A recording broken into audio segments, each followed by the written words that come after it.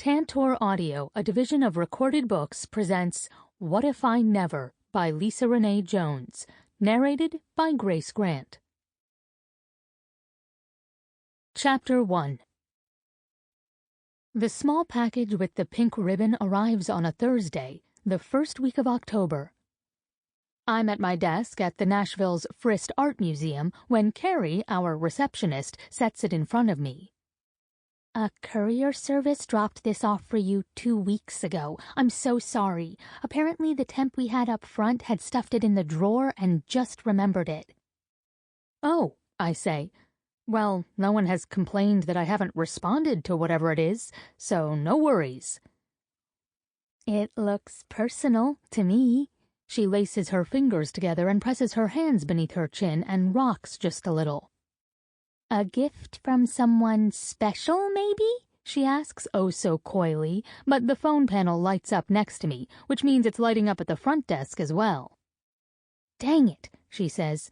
I have to go back to my desk, but I'm dying to know what's inside that box. Please come show me. She wiggles her eyebrows and adds, if it's not too personal. She dashes out of the office. I laugh at her silliness, and how can I not? I've been here for 3 months, and already Carrie feels like a kid sister, who Big Sister wants to protect. My little clone, too short not to wear heels, with dark brown hair and green eyes. Funny how 32 feels old compared to Carrie's 24, but then again, the past few months have aged me in ways beyond my years as well. As for the package, my brows dip as I study the box with the card that reads nothing but Allie. That nickname, used by those close to me, certainly explains why Carrie assumes this to be a personal gift, and, of course, so do I. I go by Allison on the job, but while Carrie assumes this is some kind of romantic gesture, I do not. I'm not dating anyone right now, nor have I dated any time in the recent past. I quickly open the box to find another box inside. A long, slender velvet box with a pink ribbon. That ribbon, symbolic of breast cancer, jolts me, and how can it not? Cancer is the beast my mother has battled these past few months, and finally conquered. I still can't believe this is our reality, her reality, but she's good now, I remind myself. And she has my stepfather by her side, a man who's both loving and loyal, a real hero fireman. I could easily return to my real dream career at the world-renowned Riptide auction house right now, if I so pleased. But I just can't seem to leave. I slide the ribbon off the box and then open the lid, sucking in a breath at the sight of an expensive diamond necklace. I mean, holy wow, it's gorgeous. The overhead lights catching on what my career at Riptide tells me to be high-quality sparkling stones. The necklace is a choker, a long strand of star-shaped diamonds meant to grab attention. A card is taped to the inner lid that reads, "Forgive me." Chapter 2. There are only 2 men that would ask me to forgive them. My father, who is a retired professional football player, and my ex, who has been my father's agent of 10 years. I also found out the hard way that Brandon, said ex, is far more my father's son than I am his daughter, and I'm the only one of the 2 of us actually related. I shove aside that thought before I fall down the rabbit hole of a big old bunch of yuck. Bottom line, I'm in this headspace for one reason. Both Brandon and my father have proven that they believe gifts and money are replacements for honesty and love. Brandon Montgomery really is a chip off the old block, aka my father. And I am not. Irritated at the pinch in my chest with this idea, I shut the box, intending to send it back to whichever one of them hopes to slide back into my life. I grab the paper that was around the box to eye the return address, but find none. That's when my gaze catches on the recipient's information. It reads, "Attention, Allison W." But the address is for the Powerhouse Entertainment law firm a few blocks down the road. I know this because our address is 365 and theirs is 355, so we frequently get their deliveries. I quickly grab my phone and look up the firm's reception number. I punch the call button and listen as the line rings. Hawk Legal, a female greets, the infamous Tyler Hawk being the primary founder of the firm, but there must be hundreds of attorneys on staff that don't even get a name on the door. "How can I help you?" she asks. "Can I speak to Allison?" "She's not in. What can I do for you?" "I need to speak with her directly," I say, afraid of spreading her personal business all over her office. "I've received a delivery that belongs to her. We have the same name, and I work a few blocks down from your building." "I can leave her a message," she says, robotic, unconcerned, though I am. This is a very expensive necklace. "Or you can have it delivered here?" she asks. I'm back to the necklace being extremely expensive when I say, "I'd rather hand-deliver it. Will she be in today?" I ask. "I really don't know. You can try back later." "Right," I say. "I'll try her again later. Thanks." I disconnect and set my phone aside, opening the box again to read the card. Forgive me. For what, I wonder? What did someone do to the other Allison that justified a gifted necklace worth what experience tells me to be thousands of dollars? And how has this necklace sitting at our front desk for 2 weeks impacted that forgiveness? Concerned, I glance at the clock. It's almost 1. Maybe Allison is just at lunch. I can meet her at her office this afternoon. Decision made, I toss my half-eaten egg salad sandwich in the trash and lug my oversized Louis Vuitton bag over my shoulder. It's the only gift my father gave me that I kept, mainly because I received it during the one time in my life I thought I had a relationship with him. I guess some part of me still clings to that facade.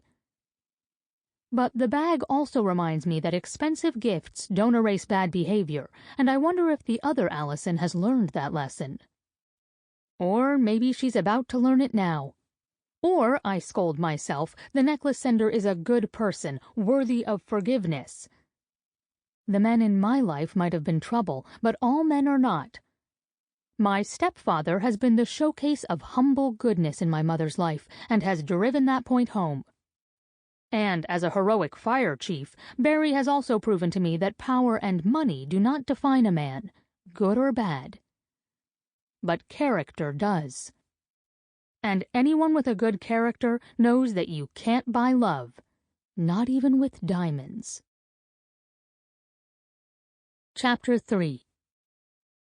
On my way to the exit of the museum, I motion to Carrie where she sits behind the front desk, calling out, "Back in a few." She flings her hands in the air in exasperation, but she'll have to wait to find out what's in the package. I exit into a warm, rather than a hot, October day. My basic black pumps that match my basic black suit dress hitting the sidewalk. I miss fall in New York, which feels like fall, not just a slight break in the heat index. But as a truckload of people singing "Friends in Low Places" passes, my lips curve. I do love the unique energy of downtown Nashville. That song and those happy people are with me throughout my short walk to the Hawk Legal high-rise, waving goodbye to me as I halt to greet my destination. I laugh and wave back at the group before entering the luxurious lobby with fancy furniture and sculpture-like lighting hanging from the towering ceiling, feeling right at home. Money all but sings like that busload of people outside in this place, but thanks to Riptide, I have a comfort level in such luxury that defies growing up poor with a single mom. Certainly not because of my father being a retired 2-ring Super Bowl quarterback with a restaurant empire. I barely knew him until a few years back, when he'd promised he'd become a family man. A promise that went south quickly. I head to the security desk where I sign in. Apparently Hawk Legal is not the only tenant in the building, and I'm directed to the 20th floor for reception. The elevator bank is filled with at least 8 cars, and the one to the left opens. I dash inside the first empty car. I've just punched my floor when a man, smelling of spice in that perfect way some men do, joins me. He reaches for the panel and lowers his hand, glancing in my direction. His light brown hair longish, but not so much so that it hides his remarkable light blue eyes.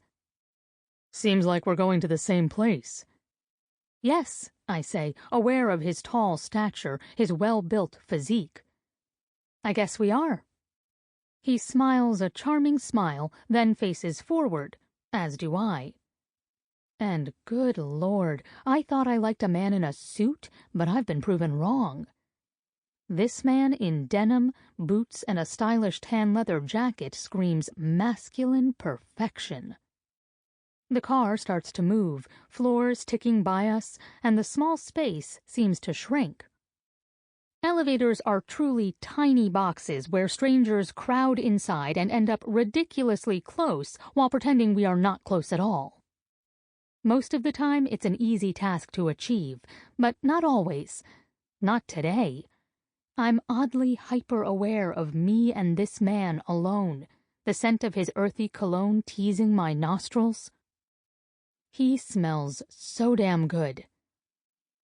Too soon, the car halts, and a long way from our destination.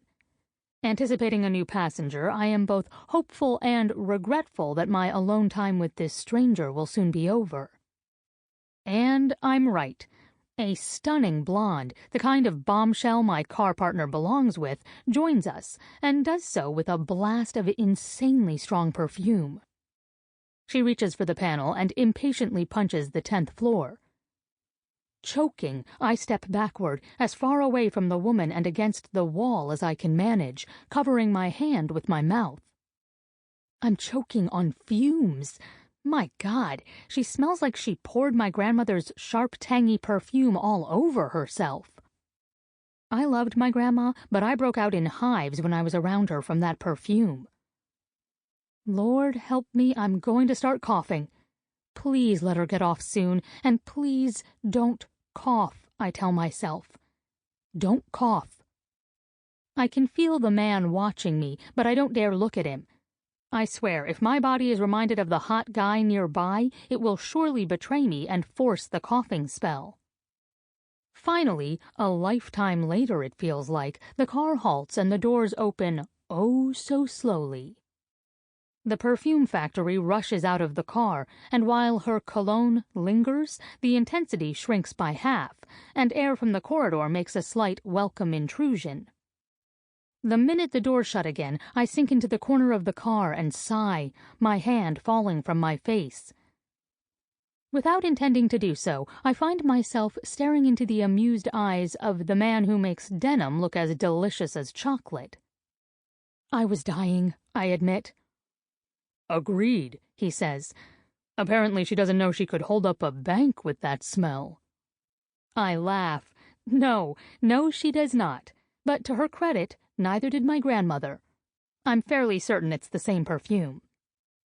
He leans a shoulder on the elevator, his body fully facing mine now. "Did you tell your grandmother it was strong?" I gape at him. Are you kidding? Never. It would have hurt her feelings. Grandma was a very sensitive woman. If you hurt her feelings, she'd refuse to cook for you. He laughs a low, deep baritone and asks, "And that would be bad, I assume?" "Oh, yes. She made cookies during the holidays and shipped them to everyone in the family. I lived for that holiday box of goodies." The car halts again and he pushes off the wall.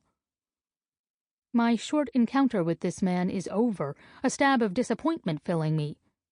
Only it's not over. I eye the number board and the elevator is on 18, not 20. The doors open and a huge group is waiting to enter, and enter they do. They file in like sardines lining up in a can, and to my surprise, the man, whose name I still don't know, steps in closer to me. Really close, as there is no room in the car. Suddenly, he's right in front of me, and someone shoves him forward. He catches himself on the wall above my head. "Sorry about this," he says softly, and I swear his eyes are warm with mischief. "I didn't want to shove you into the wall. This seemed the best solution." He has, in fact, protected me from the crush of way too many people in one tiny elevator. "Thank you," I say softly, wondering how he'd react if he knew this is the closest I've been to a man in just shy of 2 years. Or if I told him that he smells better up close than far away.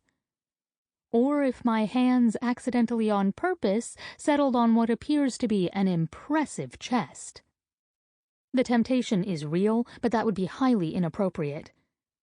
He didn't place himself in front of me to seduce me, but rather protect me after being shoved. I ball my fingers into my palms by my sides, forcing them to stay right where they are. The car halts, and someone screams out, "Why are we on 20? We're going down, people!" "That's us," my hero stranger calls out, lifting one hand in the air. "We need off." "Off," someone else shouts. "Everyone off, give them space." "Off," another shouts. "Off now." Bodies move out of our personal space, and the stranger clears a path for me, motioning me forward. I hurry into the hallway, the group of people, all with badges on that seem to indicate they're part of a business event, all around me. I find myself wanting to wait on the man, but several of the people from the elevator are between our exit now. They step aside, just as a gorgeous blonde in a red dress and black heels grabs the stranger's arm. It's a familiar, intimate touch, not that of a business acquaintance. "Thank God you're here," she gushes. "Let's go get a drink. We're both going to need one to talk about this contract." He turns to her, and while his look is not doting or loving, the contract topic bringing business back into the mix, I am the awkward third wheel here. I'm just an elevator dalliance, meaningless and short, a whisper in a dark night never heard. Embarrassed that I'd thought it might lead to something more, I hurry away and enter the open double doors of Hawk Legal. My little flirtation in the elevator is over, if it was even a flirtation at all. I don't really know what it was or was not. It's over. As if proving that point to myself, I step to the reception desk, and despite my silent plea with myself not to, I glance behind me. The man and his blonde goddess are gone. Chapter 4. "I'm here to see Allison, please," I say when the receptionist finally offers me her full attention. "And you are?" she queries. "Also Allison," I reply, offering her my card, not the card for the local art museum, but rather my card for Riptide, which I know will garner respect. "Allison Wright." She glances at the card and then at me again, and she's clearly not impressed. She's pale-skinned, blue-eyed, and a brunette with an air of privilege that her position does not demand, nor for that matter should anyone hold over someone else. "Allison isn't in right now," she says, handing me back my card. "Will she be back soon?" "Not today," she says. "Can I help you?" I consider bringing up the delivery again, but decide she'll just do what she did earlier and ask me to leave it here. Which I'd do if it wasn't such a personal gift. I don't want to spread this other Allison's personal business around the office.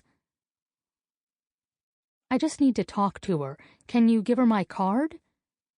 She glances at it fully this time, and then me. "Wait, Riptide?" Her brows dip. "The Riptide." She doesn't wait for a reply. "I thought Riptide was in New York City." "It is, and I normally am as well." "If you can tell me what this is about, I can try to direct you to someone other than Allison." I appreciate that, but I really need Allison. Just Allison. "All right then," she says. "I'll be sure to tell Allison when she returns to work." There's nothing more that I can say. The necklace is too expensive to leave in just anyone's hands. and I can certainly call the courier, but I'd rather deliver the package to Allison myself so that I know it's done safely. Reluctantly, I turn and walk through the lobby toward the elevator, feeling let down in a major way. When I step onto the elevator, it's with a sense of unease I don't understand. Allison will be back, and she'll call me, or I'll call her. Soon I'll meet her and hand over her beautiful necklace. Chapter 5. 3 days after my visit to Hawk Legal, I still haven't heard from Allison, despite my numerous calls and another drop by the office. Instead, I'm sitting at my desk when Carrie buzzes into my office and announces, "There's a Mark Compton on the phone." My heart races with the name. Mark is one of the principal founders of Riptide, and I usually deal with his mother, who we jokingly call Queen Compton, or her right-hand person, Crystal. Both of whom are easy to talk to, but Mark is another story. He's intimidating. A force of nature, a man who is all power and control and demand. It was his mother who let me take a leave of absence and keep my job, and I can't help but fear that's about to end. "Put him through," I say, and I swear my hands are clammy as I pick up the phone. "Mr. Compton, this is unexpected." "Yes, it is, Ms. Wright," he says. "Can you tell me why you're getting an invitation to Hawk Legal's annual party as a representative of Riptide?" "Oh, That's strange. I did leave my card at the front desk. I guess someone got me confused with a client." "Why were you there at all?" he asks, getting right to the point. "Are you looking for a job? Or worse, are you in some kind of trouble?" "No," I say quickly. "God, no. Riptide means the world to me. And I'm not someone who gets in trouble." He's silent, which leads me down a dark hole of speculation. Perhaps my reply doesn't sit right with him. Or maybe it just doesn't answer his question sufficiently enough, and thus doesn't justify his response. Or, as he does, perhaps he's luring me into a deep, dark, empty hole that entices me to fill the space with a confession. And yet, despite knowing this about him, I do just that. "I received a package that was meant for someone at Hawk Legal," I explain quickly, and since I did tell Crystal about the temp job at the museum, I add, "The museum is just a few blocks down." "Right," he says dryly. "The museum." There's disdain in his voice that tells me the museum is beneath him, and that means me. I think that's a compliment. Maybe. I don't know with him. "When exactly will you be back?" he asks, obviously feeling the need to confirm what he already knows. "January," I reply. "Is that still okay? Do you need me back sooner?" He ignores my question and asks, "How is your mother?" "Better, thank you," I say. "She's pulling through this. She's in remission." "I'll hold you to that, Ms. Wright," he states, and while there is a crispness to his tone, there's also an emptiness to the words that I know has nothing to do with me or my mother. It's about his own. His mother, Queen Compton, the founder of Riptide, the boss of us all, is also fighting cancer. "How is she?" I ask, knowing we both know who I'm talking about. "Not good," he replies succinctly. "But as you know, she's a fighter." "Yes, she is," I say. "She has superpowers. I believe that," I add, and I mean it. His mother was the reason I'd ended up at Riptide just shy of 2 years ago now. I'd been in a bad place, only a month after a breakup with my father and my ex. My career had stalled. Then one day I'd stepped into a coffee shop at the same time as her, and the two of us had started chatting. That cup of coffee had changed my life. She'd seen something in me, I don't even know what.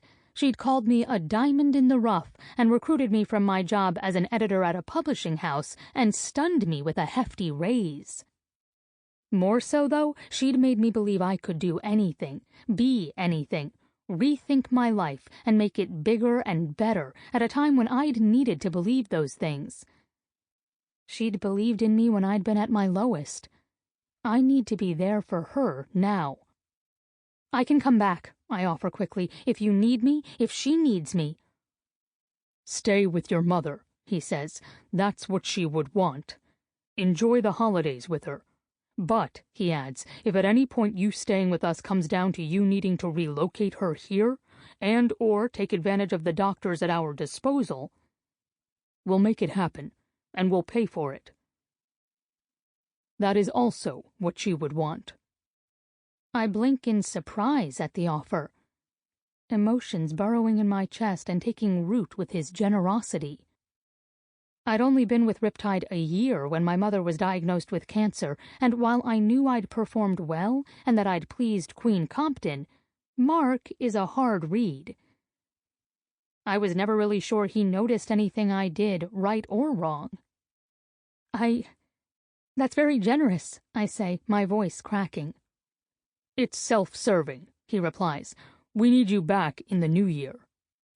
Absolutely, I say, and in this moment my loyalty to Riptide has never been stronger, which stirs an idea. Can you fax me the invitation, I ask? Maybe I could actually go as a Riptide representative.